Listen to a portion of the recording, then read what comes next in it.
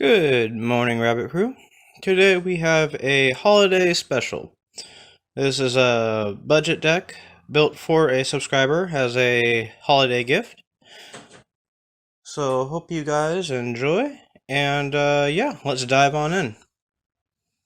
Let's go and separate it into two piles so it's a bit more manageable. The commander is Aura, Skyclave Hierophant. He is a cleric with lifelink. And he states that whenever him or another cleric dies, return a cleric with lesser converted mana cost from your graveyard to the battlefield. So the name of this deck is essentially play quick, fast, small clerics, have chunkier clerics out there. Once those die, return the other clerics. We have a couple ways of abusing this ability, but overall it's a really good synergy and should work out pretty well.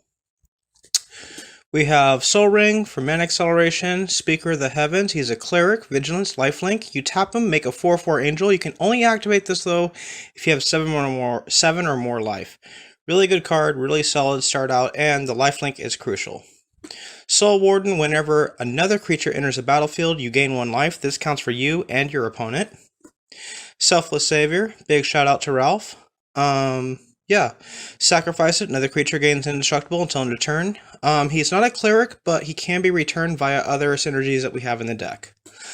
Bloodchief's Thirst, Kicker 3. So you pay 1 black at sorcery speed and destroy a creature or planeswalker with mana converted mana cost 2 or less. And then if it's kicked, you just destroy a target or planeswalker, creature or planeswalker. Sorry. Still haven't gotten enough coffee in me this early in the morning. So, yeah, sorcery speed removal. It's really good. Unearth is really good. Return a target creature with converted mana cost 3 or less from your graveyard to the battlefield. Cycling for 2, so you can discard this card and draw a card. This is more or less just for a card draw, or to remove or to bring something back from your graveyard that might not be a cleric. Swiftfoot Boots, equipped for 1, cost is 2. Creature has hexproof and haste, so it just helps it get out there faster, attack quicker, more evasive. Arcane Signet, just mana fixing. Luminarch. Beginning of combat on your turn, put a 1/1 counter on target creature you control. It's a cleric. Pilgrim. Awesome. Soul Bond is really cool because when it enters the battlefield, it can give a creature lifelink as long as it's soul bond with it. Or so say if that creature that it's paired up with dies, then when another creature comes into play, it can soul bond with that. So it works kind of either way with it coming into play or another creature coming into play, and you can soul bond with it. So for example, Remorseful Cleric, this flying guy that you can sacrifice him and exile all cards from target player's graveyard. Well, if you have this guy out there, you cast Remorseful, they can soul bond together, and then they both have lifelink. Or if this is out there and you cast him, then they both have lifelink. That's how soul bond works.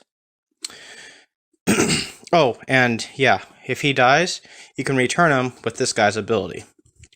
Same with this one. War Priest, just enter the battlefield, destroy an enchantment. Once again, take note of the low cost. Ajani's Pridemate, gain life, put a 1/1 counter on it. No, it's not a cleric, but you can return it with other cards in the deck. Revoke existence, destroy artifact or enchantment. Exile. Expedition Healer, vigilance, and it has lifelink as long as you control another cleric. Impassion Orator. Anyways, he's a cleric 2/2, and whenever a creature enters the battlefield under your control, gain 1 life.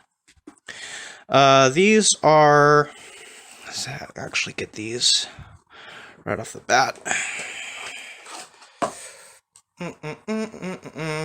Sorry for the quick intermission.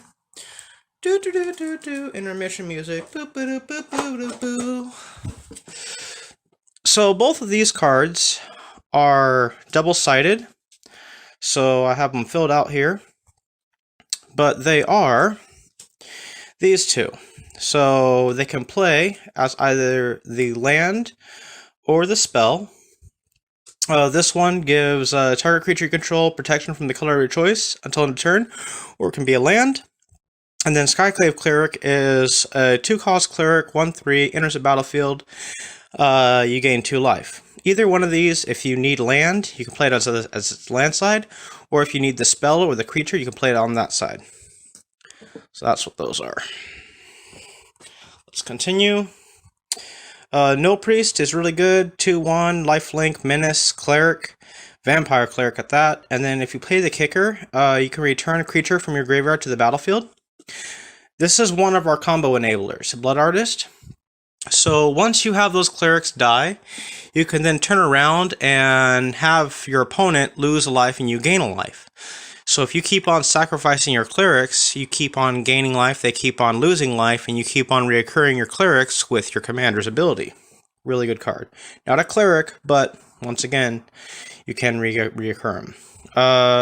Whenever Cruel Celebrant or another creature or planeswalker you control dies, each opponent loses 1 life and you gain 1 life. A lot like Blood Artist, but Blood Artist only targets one opponent. This one targets the whole table. Cleric of Life's Bond, Vampire Cleric. Whenever another cleric enters the battlefield under your control, you gain 1 life, and then whenever you gain life for the first time each turn, put a 1/1 counter on him, so he can get pretty big pretty fast because there's a lot of clerics in here. Pintless Pontlif, Vampire Cleric. Pay 1, sacrifice another creature, and it gains in Death Touch and Indestructible. So you can sacrifice your whole board as long as your commander's out there. There's enough clerics in your graveyard, you can just start kind of circling them around because this is a great sacrifice outlet. Yes, this one is awesome. I'm not even going to begin to pronounce the name, but Human Cleric, Vigilant, and it has Afterlife, so when it dies, you create a 1/1 black and white spirit token with flying. So yeah, you just keep on killing it off, it makes 1/1 flyers, it comes back, it's pretty good. Inquisitor, another cleric, enters the battlefield, choose 1, you gain 2 life, or target opponent loses 2 life. 2/2 for 2, pretty solid. Daxus, Blessed by the Sun. His power is equal to his devotion. So this would be a 2/2 if he's just out there by himself. But if this card's out there as well, because of the 2 white cast, he would be a 2/4. So this scales up as there's more of these white mana symbols on the battlefield. That's devotion. Whenever another creature enters the battlefield or dies, you gain 1 life. You could see how that works, because there's a lot of things dying and, yeah, gaining life. Gifted Aetherborn, Death Touch, Lifelink, really good, 2/3. He's a vampire, but, you know, he's not a cleric, but he does have Death Touch, Lifelink. Banished Heart. This was the personal request. They were like, I really like the deer. I'm like, cool, I'll put a deer in there. So it's a 2/2 for 3. And you pay 3, sacrifice it, search your library for up to 2 basic land cards, put them onto the battlefield tapped, then shuffle your library. Pen and Blade, this is really cool. 3 cost, equip for 4. A quick creature gets +1/+1 for each creature you control, so it makes it bigger and stronger. Orzhov Locket, you can tap it for white or black, and then you can pay 4, tap this, and sacrifice it, and draw 2 cards, so it gives a little bit of card draw. Make a Stand, creatures you control get +1/+0 and indestructible at instant speed. Angel Heart Protector. Whenever Angel Heart Protector enters the battlefield, target creature you control gains indestructible until end of turn. So say you have a cleric that's really big and bad, and you want to swing into your opponent and do some damage to their creatures, or maybe just get some extra damage in there, but you don't want it to be removed. This will help that. Bygone Bishop. This is another answer to card draw issues. So Bygone Bishop is whenever you cast a creature spell with converted mana 3 or less, investigate. And investigate is put a colorless clue artifact token onto the battlefield with pay 2, sacrifice this artifact, draw a card. Flying 2/3, really solid, and since there's a lot of cards with 3 mana cost or below, this is going to get you a lot of cards in card draw. Demon's Disciple. When Demon's Disciple enters the battlefield, each player sacrifices a creature or planeswalker. This is not nearly going to affect you as much as it's going to affect your opponents, because you're going to have that constant reoccursion. Vanishing Light, and Oblivion Ring for enchantment removal of any said permanent. Read the Bones, scry 2, draw 2, lose 2. Pretty simple. Yeah. Soul Shatter, each opponent's going to sacrifice a creature or planeswalker with the highest, or each opponent, is going to sacrifice a creature or planeswalker with the highest converted mana cost amongst creatures and planeswalkers they control. It's going to hit your opponents, but not you. Veto, this guy does a lot of work. Whenever you gain life, target opponent loses that much life. You pay 5, creatures you control gain lifelink until end of turn. He is as well a cleric. First time I saw this card, I read it as TurboTax. I swear you're not. But anyways, Turborix, Hope's Demise, is a legendary demon cleric, 2/2 for 3, flyer, and he has lifelink as long as it has 5 or more 1/1 counters on it. Whenever a non-token creature you control dies, put a 1/1 counter on this creature, and then if it was a cleric, you may draw a card. If you do, you lose 1 life. So he gets bigger as things die. If it's a cleric, you get to draw a card off of it. Really solid play. Emissary is really awesome. Flying. At the beginning of your upkeep, each opponent loses 1 life and you gain 1 life. Flying 2/2. Vampire Cleric. Mortifies, destroy a creature or enchantment. Lurrus.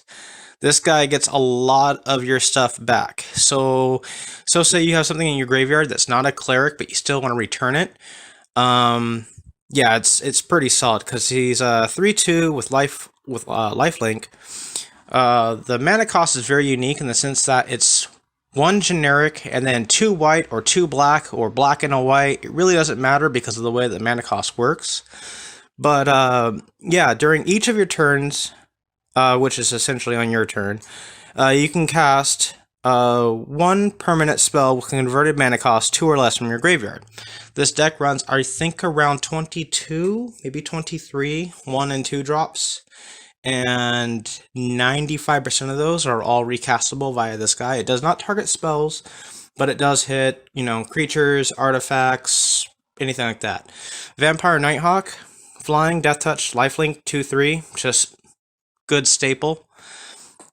Forbidden Spirit, yeah, he enters the battlefield. Until your next turn, creatures can attack you or planeswalker you control unless they pay 2 for each of those creatures. Ill-Gotten Inheritance. At the beginning of your upkeep, it deals 1 damage to each opponent and you gain 1 life. You can pay 6, 1 black, 5 colorless, and it will deal 4 damage to target opponent and you gain 4 life. Pretty cool enchantment.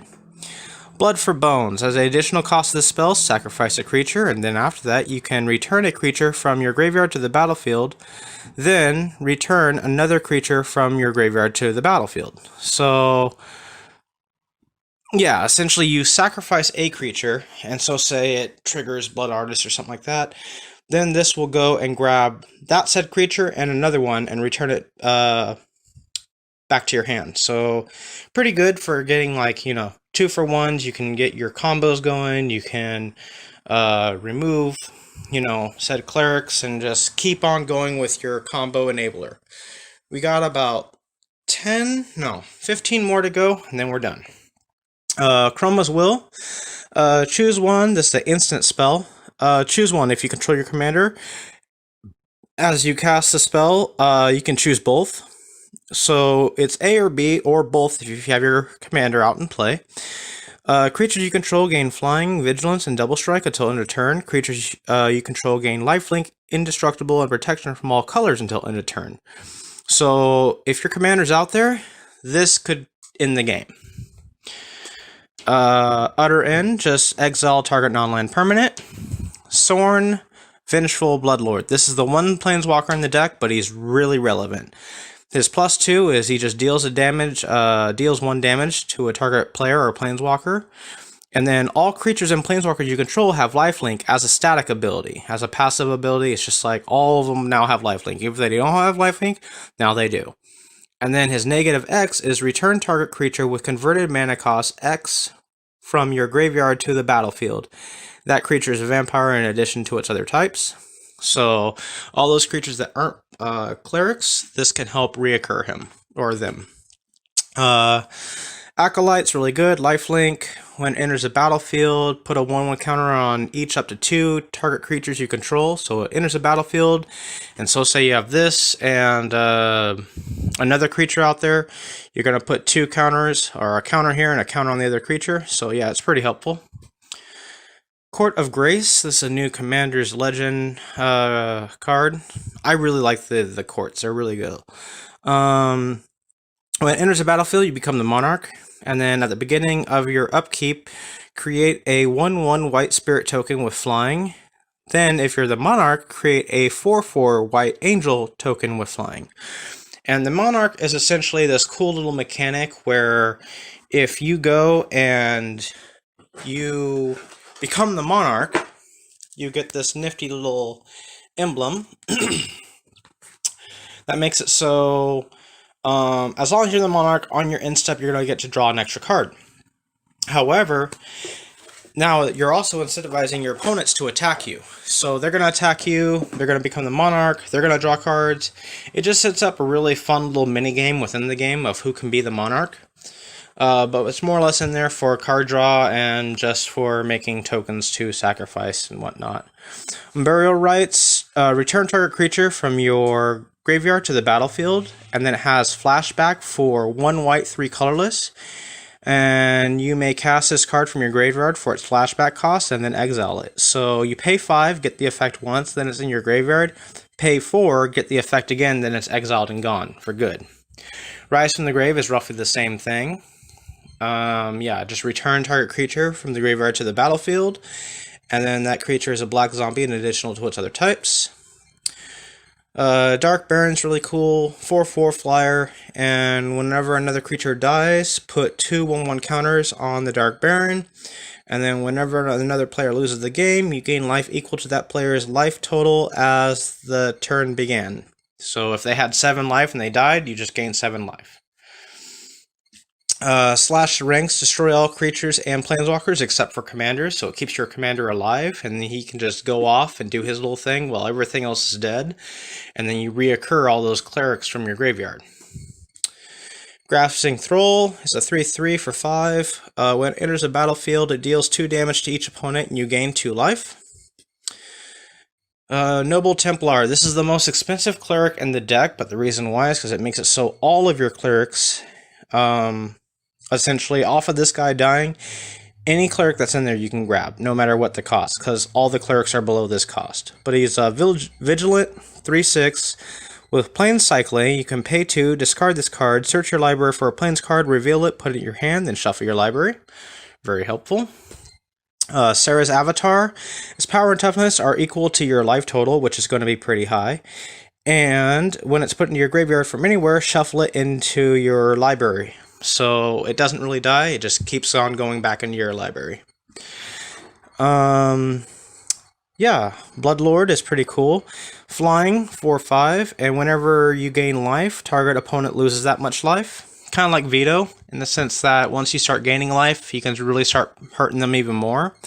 Fated Return, put a target creature card from a graveyard onto the battlefield under your control. It gains indestructible if it's your turn, scry 2. So, yes, it costs a lot, but if your opponent has something really big and splashy, something really cool in their graveyard, you can cast this and get it out of their graveyard and onto the battlefield under your control. So it's a nifty little way of taking their stuff and using it for your advantage. Angel Despair, when it enters the battlefield, destroy target permanent. Yeah, cost 7, it's a 5/5 flyer, but it does do a lot of damage. It just destroys any permanent. It's kind of like the Oblivion Ring and Banishing Lights and stuff like that. It just destroys a permanent and just gets rid of it. Also, Utter End, that's another one. I think, let's see here, yep. And then this is Emery's Call. Sorry about my shitty handwriting. Once again, it's a spell, land. So you can use this to get 2 4/4 angels, or you can use the other side to get a land. And you can pay 3, so it enters the battlefield untapped, but if you don't, then it just enters the battlefield tapped as a land. Last one is Heliod's Intervention. Yeah. Destroy target X artifacts and or enchantments, or target player gains twice X life, and you just pay X into it, so it gets pretty good later on. Because you have like 6 mana, and you pay 2 and then 4, and you destroy, 4 artifacts and enchantments, or something like that. Then we have the lands, they're pretty vanilla. Terramorphic Expanse, Evolving Wilds, Commander Tower, Radiant Fountain, a whole bunch of planes. One signed by yours truly. Then we have the Flex lands. We do have 1 Scry land in here. So 4 in all for Flex lands, plus the ones that we just looked at. Grand total 7 for going between white or black. And then we have the swamps. And yeah, that is the whole deck. I hope you guys enjoyed the video. And because this will probably be posted closer to Christmas, Merry Christmas, Happy Hanukkah, Kwanzaa, whatever holiday you're enjoying. But I like Christmas. That's my favorite one. Anyways, you guys have a great Merry Christmas, everybody. Merry Christmas.